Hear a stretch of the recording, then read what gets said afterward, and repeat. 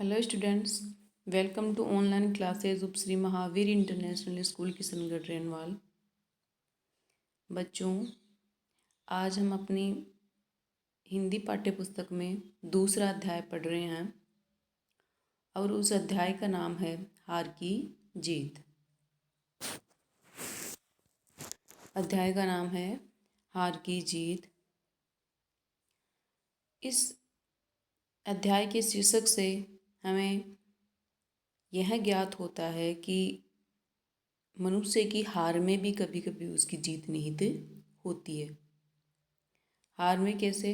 अगर हम हार कर भी किसी के व्यवहार को बदल देते हैं, किसी की सोच को बदल देते हैं, किसी के व्यवहार को, किसी के सोच को एक सही रास्ते पर, सही राह पर ले आते हैं, तो हमारी जीत से भी ज़्यादा चर्चे हमारी हार के होते हैं और हमारी जीत से भी ज़्यादा मान्य हमारी हार मानी जाती है। दूसरों के कल्याण के लिए, परहित के लिए अगर हम किसी के व्यवहार को बदल देते हैं, अपनी सोच से, अपने व्यवहार से किसी के व्यवहार को बदल देते हैं, तो उसमें हमारी हार होते हुए भी हमारी जीत होती है और हमारी हार से ज़्यादा हमारी जीत की तारीफ, प्रशंसा होती है। तो ये हमारा पाठ है। इस पाठ में एक कहानी दी हुई है। इस कहानी के माध्यम से हमें बताया हुआ है कि कैसे एक व्यक्ति हार कर भी जीत जाता है, कैसे एक व्यक्ति अपने व्यवहार से हार कर भी जीत जाता है। उसकी हार से भी उसकी जीत से भी ज़्यादा उसकी हार की चर्चा होती है। इसको पढ़ने से पहले जो हमारे लेखक हैं, जो हमारे कथाकार हैं, उनका परिचय देखते हैं। उनका नाम है सुदर्शन जी। सुदर्शन जी ने जो कहानियाँ लिखी, वो कहानियाँ प्रेमचंद जी ने जिस प्रकार की कहानियाँ लिखी थी, उन्हीं की कहानियों को आगे बढ़ाया। तो प्रेमचंद जी ने किस प्रकार की कहानियाँ लिखी थी?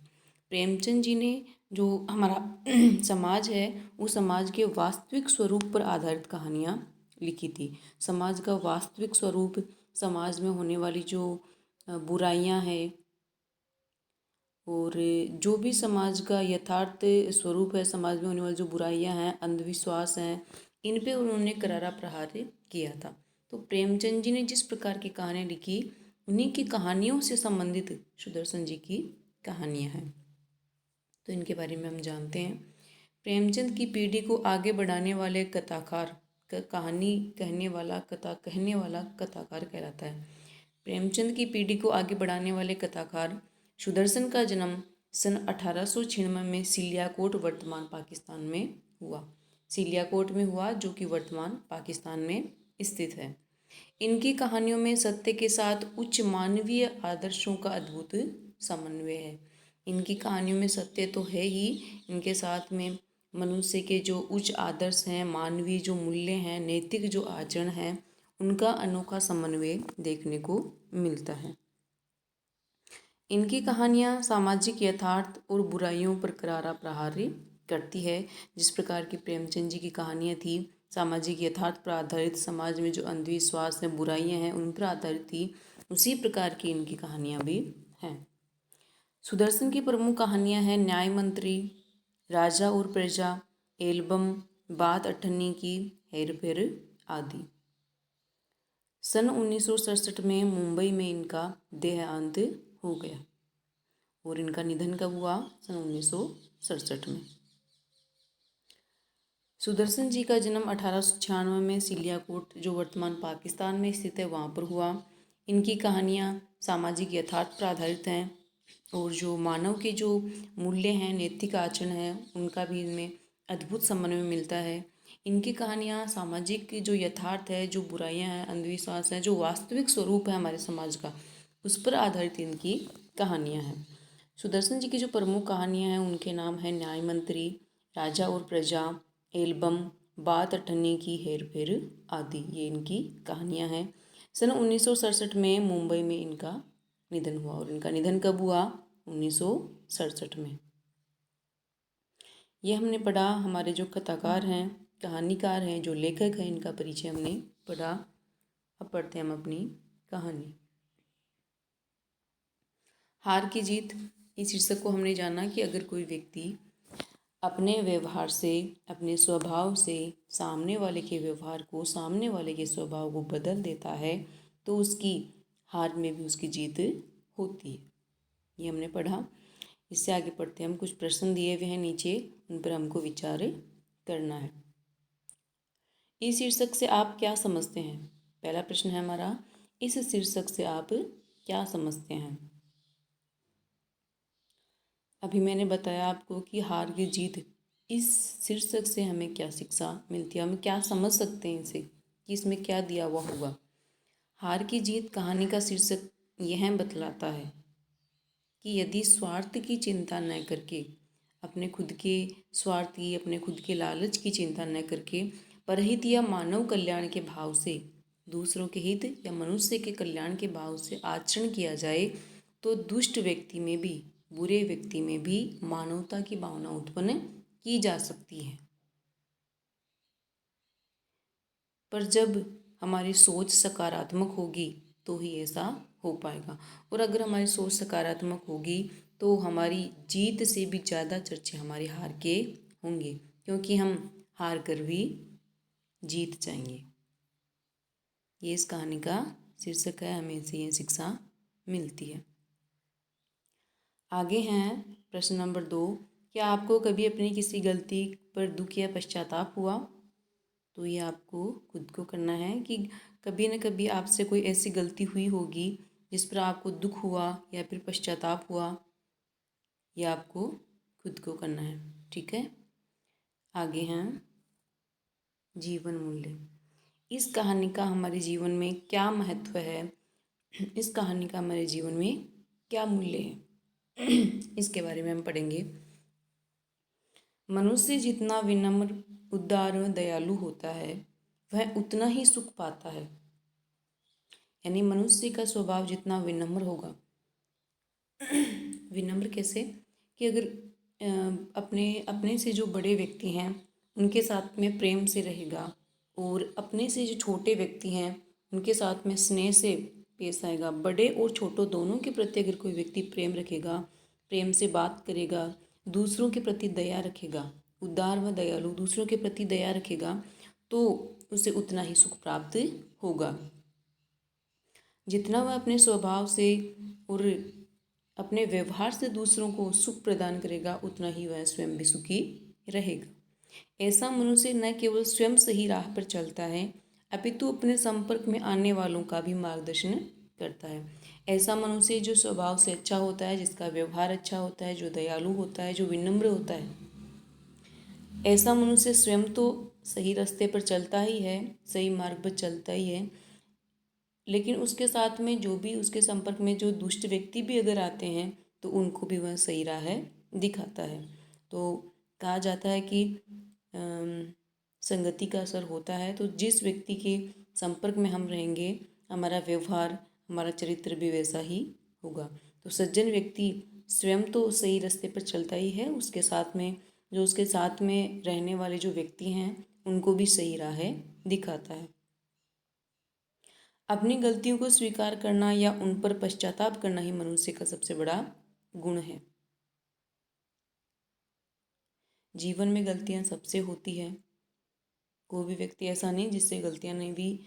तो अगर गलती होने के बाद में उस गलती को स्वीकार करना कि हाँ ये गलती हुई है, उस गलती को स्वीकार करके उस पर पश्चाताप करना और उस गलती को कभी भी नहीं वापस दोहराने के बारे में सोचना कि हाँ मुझसे ये गलती हुई है, मैं इस गलती को कभी भी वापस नहीं दोहराऊंगा। उस गलती से कुछ न कुछ सीख प्राप्त करना, शिक्षा ग्रहण करना ही मनुष्य का सबसे बड़ा गुण माना जाता है। गलती करने के बाद में उस अपनी गलती को हमें सुधार करना चाहिए। ये हमारे जो कहानी है उसका जीवन मूल्य, हमारे जीवन में इसका क्या महत्व है, ये इसमें दिया हुआ है। अब हम पढ़ेंगे अपनी कहानी को। पर अपनी कहानी को पढ़ने से पहले जो ये हमारी कहानी है उसको एक छोटे रूप में, उसके एक सारांश के रूप में हम देखते हैं। पढ़ने से पहले अपनी कहानी को छोटे रूप में हम देखते हैं कि इस कहानी में क्या दिया हुआ है। बच्चों, इस कहानी में एक बाबा भारती नाम के एक साधु रहते हैं। और उनके पास में एक अच्छा सा घोड़ा होता है। उस घोड़े का नाम होता है सुल्तान। और जो उसी गांव में एक खड़क सिंह नाम का डाकू भी रहता है। 3 व्यक्ति हो गए। खड़क सिंह नाम का डाकू उस गांव में रहता है। बाबा भारती एक साधु हैं, सज्जन व्यक्ति हैं, वो उस गांव में रहते हैं। और बाबा भारती के पास में एक सुंदर सा ताकतवर एक घोड़ा होता है जिसका नाम होता है सुल्तान। अब हम एक बार अपनी कहानी सुनेंगे, उसके बाद में कहानी पढ़ेंगे। इस पाठ में जो सुदर्शन जी हैं, जो हमारे लेखक हैं, कथाकार हैं, इस पाठ में सुदर्शन जी ने बहुत ही प्रभावशाली ढंग से बताया है कि जो परोपकारी व्यक्ति होते हैं, जो दूसरों पर उपकार करते हैं, भलाई करते हैं, परोपकारी और जो सज्जन व्यक्ति होते हैं, उनकी हमेशा ही जीत होती है। इस पाठ में जो सुदर्शन जी हैं, उन्होंने हमें क्या बताया है कि जो परोपकारी व्यक्ति होते हैं और जो दयालु, जो सज्जन व्यक्ति होते हैं, उनकी हमेशा ही जीत होती है। देखो वो कैसे होती है। एक गांव में एक बाबा भारती नाम के साधु थे। हम अपनी कहानी प्रारंभ कर रहे हैं कि एक गांव में एक बाबा भारती नाम के साधु थे। उनके पास सुल्तान नाम का एक घोड़ा था जो बहुत ही सुंदर और ताकतवर था। बाबा उस घोड़े से बहुत प्रेम करते थे। घोड़ा बहुत सुंदर था, बहुत ताकतवर था और बाबा को वह घोड़ा बहुत प्यारा था और उसकी सेवा वे दिन रात करते रहते थे। एक दिन सुल्तान के बारे में सुनकर उस इलाके का डाकू खड़क सिंह बाबा भारती के पास में आया और उसने सुल्तान को देखने की इच्छा जताई। उसी इलाके का जो डाकू था उसका नाम था खड़क सिंह। वह बाबा भारती के पास में आया और उसने इच्छा जताई कि मैं आपके घोड़े को देखना चाहता हूँ। देखो, जो भी हमारे पास में अच्छी चीज़ होती है तो हम गर्व से उसे दिखाते हैं। कोई ऐसी अनोखी चीज़ अगर हमारे पास में होती है जो दूसरों के पास में नहीं है, उस चीज़ को हम सामने वाले को बड़े ही गर्व से दिखाते हैं। तो जो बाबा भारती थे, उन्होंने बड़े ही गर्व से अपने घोड़े को खड़क सिंह को दिखाया और उसके गुणों का बखान किया कि इसमें ये गुण है, बहुत ताकतवर है, बहुत तेज़ दौड़ता है। खड़क सिंह घोड़े को देखकर आश्चर्य करने लगा क्योंकि उसने इतना अच्छा घोड़ा कभी भी नहीं देखा था। बाबा भारती ने गर्व के साथ खड़क सिंह को अपना घोड़ा दिखाया और उसके गुणों का बखान किया। फिर जो खड़क सिंह था उसे बहुत बड़ा आश्चर्य हुआ। उसके बाद में उसने ये सोचा कि इतना ताकतवर और इतना सुंदर घोड़ा तो मेरे पास में होना चाहिए था। इतना ताकतवर और सुंदर घोड़ा तो मेरे पास में होना चाहिए था। इस बाबा के पास में इस घोड़े का क्या काम। उसे यह सोचकर ईर्ष्या होने लग गई बाबा से। इस घोड़े को तो मैं लेकर ही रहूँगा। वह मन ही मन सोचने लगा कि यह घोड़ा तो मुझे चाहिए। उसने बाबा भारती से घोड़ा छीन ले जाने की बात कही। उसने कहा कि बाबा भारती, मैं आपसे ये घोड़ा छीन कर ले जाऊंगा। खड़क सिंह ने जैसे ही ये बात बोली तो बाबा भारती डर गए। वो बहुत ज़्यादा डर गए। वे रात भर बैठकर घोड़े की रखवाली करने लगे। सारी रात बैठकर उन्होंने घोड़े की रखवाली की। उन्हें हर समय खड़क सिंह के आने का डर सताने लगा। और एक दिन शाम के समय, सुबह शाम वो घूमने के लिए जाते थे, तो एक दिन शाम के समय वो जो ही घोड़े पर बैठकर घूमने के लिए निकले, रास्ते में उनको एक गरीब अपाहिज पेड़ के नीचे बैठा हुआ मिला। ये गरीब व्यक्ति, अपाहिज व्यक्ति घोड़े पेड़ के नीचे बैठा हुआ मिला। बाबा के पूछने पर उसने कहा कि मुझे 2-3 मील दूर उसका गांव है, उस गांव में मुझे जाना है, लेकिन मैं लाचार हूँ, मैं चल नहीं सकता, इसलिए मैं जा नहीं सकता। तो आप मुझे घोड़े पर बैठकर वहाँ गांव तक पहुँचा दीजिए। बाबा को उस अपाहिज पे दया आ गई और उस बाबा ने उस अपाहिज को घोड़े पर बिठा दिया और खुद नीचे घोड़े की लगाम पकड़कर पैदल चलने लग गए। घोड़े के ऊपर अपाहिज को बिठा दिया और नीचे पैदल चलने लग गए। अचानक बाबा को एक झटका दिया। जो अपाहिज बैठा था ना ऊपर, उसने अचानक बाबा को एक झटका दिया और बाबा को नीचे गिरा दिया और घोड़े को लेकर दौड़ने लगा। वो अपाहिज कौन था? वो खड़क सिंह ही था। वो अपाहिज खड़क सिंह था और उसने बाबा को अचानक से झटका दिया। झटका देके बाबा को नीचे गिरा दिया और उनके हाथ से लगाम को पकड़कर घोड़े को दौड़ाने लगा। बाबा ने जब ये देखा तो बाबा जोर से चीखने लग गए। क्योंकि वह अपाहिज, ये कौन था? डाकू खड़क सिंह था। बाबा ने उसे खूब रोकना चाहा, पीछे से बाबा ने खूब उसे आवाज़ लगाई, लेकिन वह नहीं रुका। अंत में बाबा ने उसे प्रार्थना की कि तुम रुको, मुझे घोड़ा नहीं चाहिए, मुझे तुमसे कोई बात करनी है, मुझे घोड़ा नहीं चाहिए।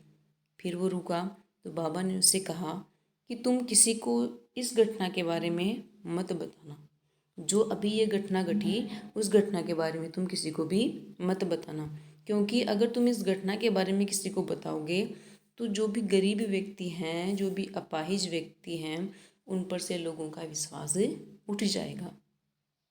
लोग ये सोचेंगे कि कोई भी गरीब, कोई भी अपाहिज व्यक्ति नहीं होता है, ये तो सिर्फ हमें ठगने के लिए बने हुए हैं, हमें बेवकूफ़ बनाने के लिए बने हैं। तो गरीबों पर से लोगों का विश्वास उठ जाएगा। तो तुम इस घटना का वर्णन, यह घटना तुम किसी को भी मत बताना, वरना गरीबों पर से लोगों का भरोसा उठ जाएगा। बाबा की यह बात खड़क सिंह ने सुनी, और जो ही खड़क सिंह ने यह बात सुनी, उसके मन में सज्जनता और महानता का बहुत ज़्यादा प्रभाव पड़ा। बाबा ने जो उसे बात बोली, उन बातों का बहुत ज़्यादा प्रभाव उसके मन पर पड़ा, और इतना प्रभाव पड़ा कि जो उसने गलती की थी, उस गलती का उसे बहुत ज़्यादा पश्चाताप हुआ। गलती कौन सी की थी? कि छल और कपट से उस घोड़े को छीन लिया था, जो घोड़ा बाबा का था।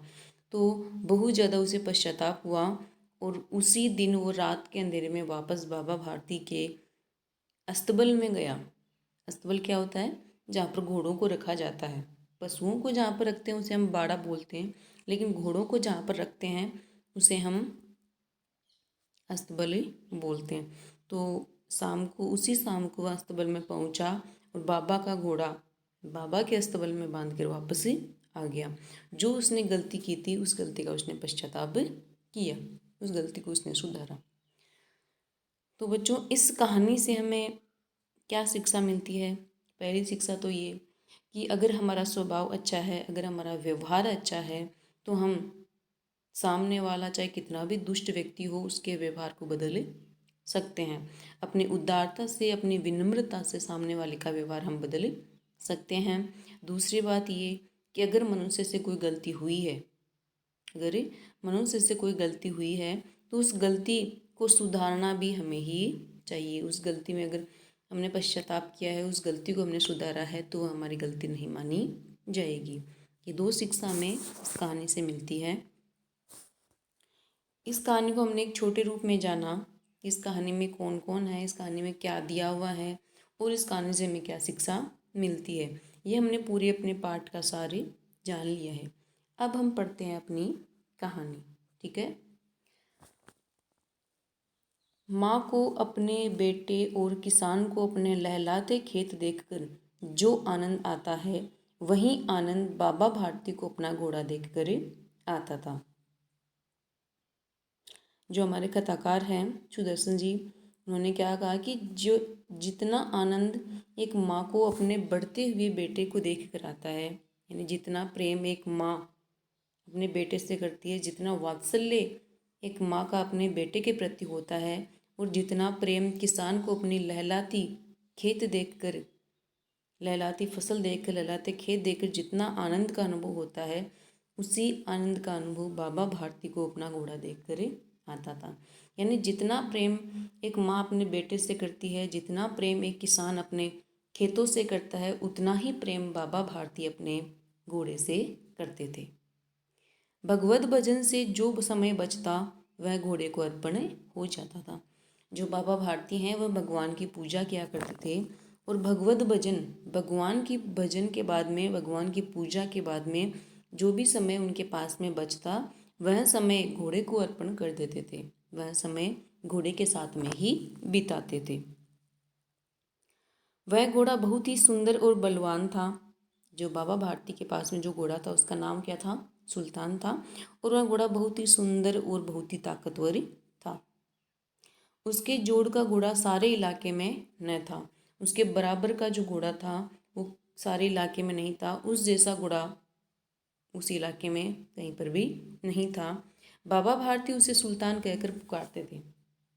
अपने हाथ से खरहरा करते, खुद दाना खिलाते और देख देख कर प्रसन्न होते थे।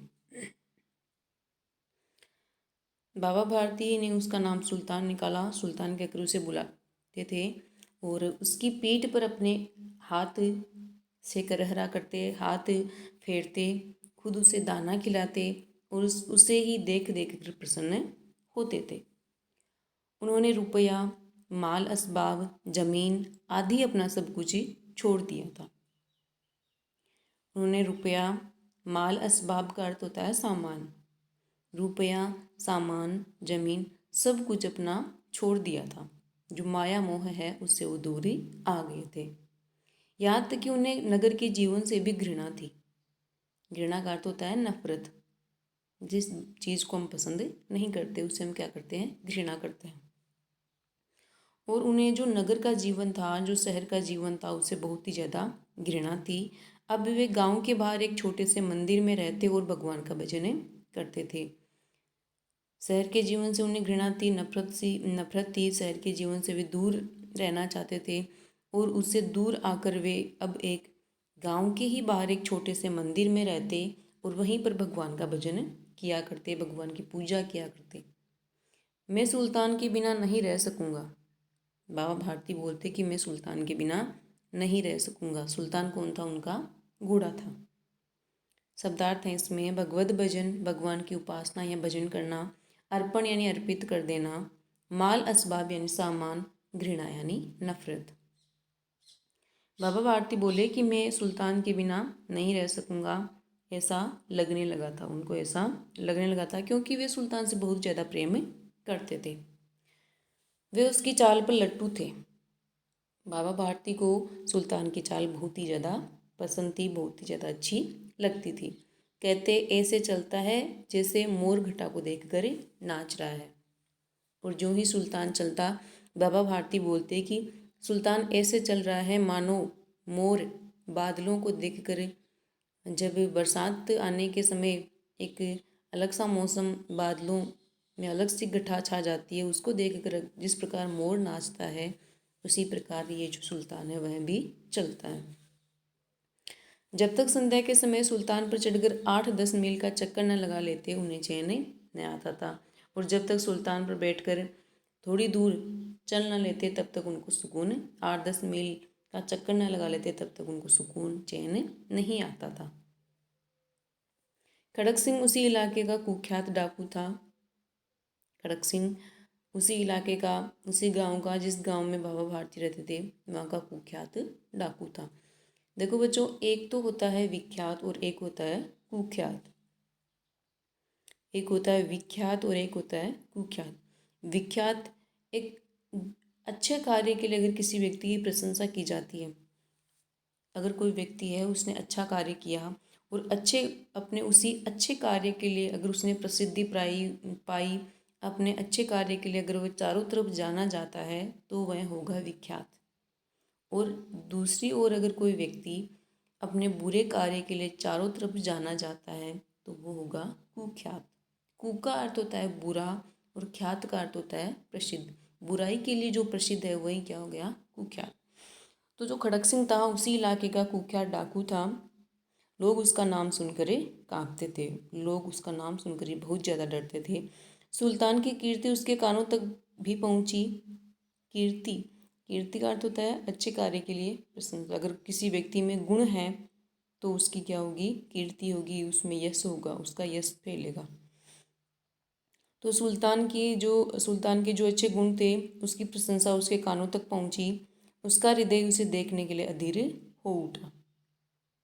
उसका हृदय उसे देखने के लिए उतावला हो उठा। वह जल्दी से जल्दी उसको देखना चाहता था।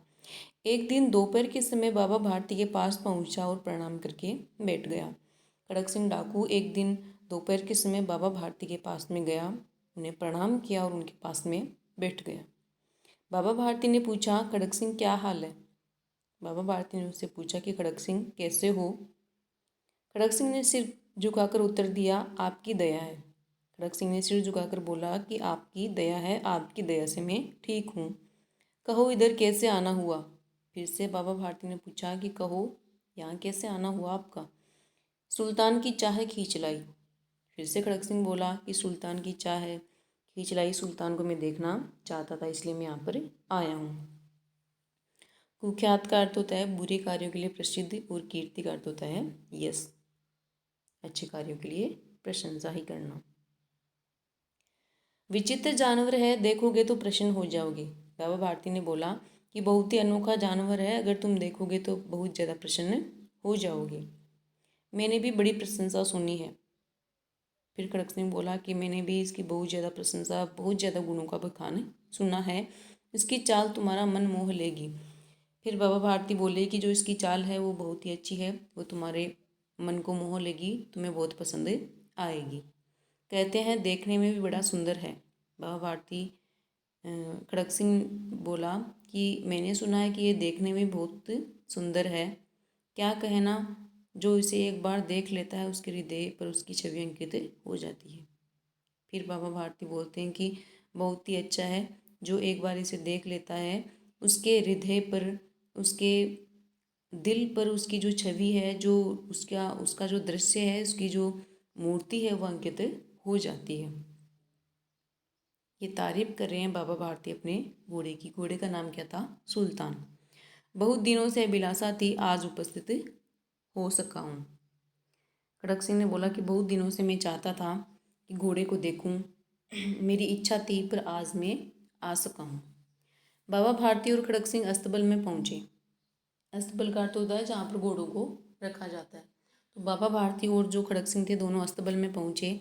बाबा ने घोड़ा दिखाया घमंड से, और खड़क सिंह ने घोड़ा देखा आश्चर्य से। देखो, मैंने आपको पहले भी बताया कि जो हमारे पास में कोई भी वस्तु ऐसी है जो केवल हमारे पास में ही है और बहुत ही अच्छी है, तो हम बड़े ही गर्व से उसको सामने वाले को दिखाते हैं। तो बाबा भारती ने अपने घोड़े को बड़े गर्व से दिखाया, और खड़क सिंह ने उसी घोड़े को बड़े आश्चर्य से देखा। उसे आश्चर्य क्यों हुआ?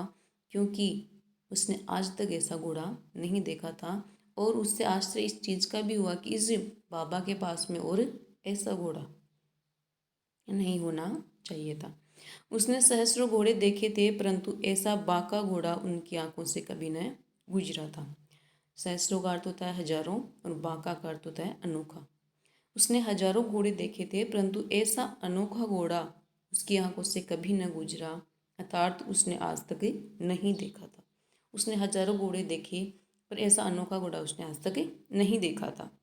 सोचने लगा, भाग्य की बात है, ऐसा घोड़ा खड़क सिंह के पास ही होना चाहिए था। ये तो भाग्य की बात है कि ये बाबा के पास में है, लेकिन ऐसा घोड़ा तो मेरे पास में होना चाहिए था। इस साधु को ऐसी चीज़ों से क्या लाभ? इस साधु को ऐसी चीज़ों से कोई भी मतलब नहीं है। कुछ देर आश्चर्य से खड़ा रहा, कुछ देर तो आश्चर्य से विचार करता रहा, उसे देखता रहा। उसके हृदय में हलचल होने लगी, उसके हृदय में बातें आने लगी, हलचल होने लगी। बालकों से अधीरता से बोला, बालकों किसी उतावलेपन से, अधीरता यानी उतावलेपन से बोला, परंतु बाबा जी इसकी चाल न देखी तो क्या देखा?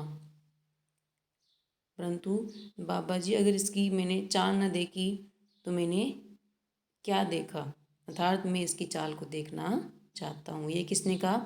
खड़क सिंह ने बाबा भारती से अंत में कहा कि बाबा, मैंने इसको चारों तरफ से देख लिया है, लेकिन मैं इसकी चाल को भी देखना चाहता हूँ कि ये कैसा चलता है। ठीक है बच्चों, आज हमने इतना पढ़ा, बाकी जो हमारा पार्ट है उसको हमें कल पढ़ेंगे। ठीक है।